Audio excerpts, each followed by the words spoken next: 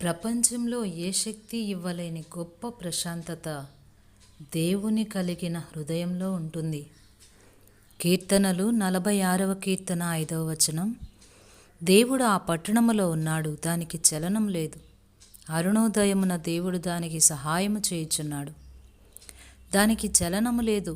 ఎంత ధన్యకరమైన మాట! ఈ లోకపు ఒడిదుడుకులన్నిటికీ అంత తేలికగా చలించిపోయే మన ప్రశాంతతని ఏది భంగం చేయలేని స్థితికి చేరుకోగలమా? అవును, ఇది సంభవమే. ఈ సంగతి అపోస్తలుడైన పౌలుకి తెలుసు.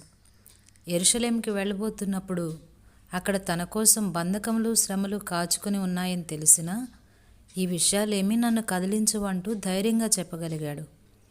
పౌలు జీవితంలోనూ అనుభవంలోనూ గతించిపోదగిన బలహీనతలన్నీ గతించిపోయినాయి. ఇక అతడు జీవితాన్ని కానీ జీవితాశల్ని కానీ ప్రియంగా ఎంచుకోవడం లేదు. దేవుడు మన జీవితాల్లో చేయదలుచుకున్న దాన్ని చేయనిస్తే మనము కూడా అలాంటి స్థితికి చేరుకోగలం. అప్పుడు చికాకు పరిచే చిన్న చిన్న అవరోధాలు కానీ, బాధ పెట్టే బరువైన శ్రమలు కానీ మన ఊహకందని ప్రశాంతతకి భంగం కలిగించలేవు. దేవుని మీద ఆనుకోవడం నేర్చుకున్న వాళ్ళకి బహుమానం ఇదే. జయించేవాడిని నా దేవుని మందిరంలో మూలస్తంభంగా చేస్తాను, అతన్ని అక్కడి నుండి కదిలించటం ఎవరికీ సాధ్యం కాదు. దేవుని గుడిలో స్తంభంగా అచంచలంగా ఉండగలిగే ధన్యతని అందుకోవడం కోసం మనల్ని అక్కడికి తీసుకొచ్చేటప్పుడు కలిగే కుదుపుల్ని భరించగలగాలి. దేవుడు ఒక రాజ్యంలో లేక నగరంలో ఉంటే అది సియోను పర్వతంలాగా స్థిరంగా ఉంటుంది.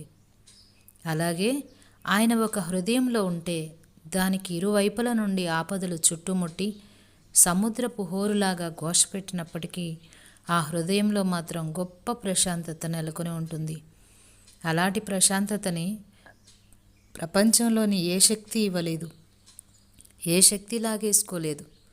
ప్రతి చిన్న ప్రమాదపు గాలి వీచినప్పుడు మనుషుల హృదయాలు ఆకులా వణికిపోతాయి ఎందుకు? దేవుడు ఉండవలసిన వాళ్ళ హృదయాల్లో లోకం ఉన్నందువల్లనే కదా. దాన్ని తొలగించి దాని స్థానంలో దేవుణ్ణి ప్రతిష్ఠించడమే కదా కావలసింది. ప్రభువులో విశ్వాసం ఉంచేవాళ్ళు సియోను పర్వతంలాగా కదలక స్థిరులై ఉంటారు. మనల్ని బలపరిచే పాతకాలపు పద్యం ఒకటుంది. నమ్మికతో దేవుణ్ణి ఆశ్రయించేవాళ్ళు సియోను శిఖరంలో నిలబడతారు నిండుగా. అది తొణకదు, బెణకదు, గడగడ వణకదు, ఇనుములా ఉక్కులా నిలిచే ఉంటుంది మొండిగా.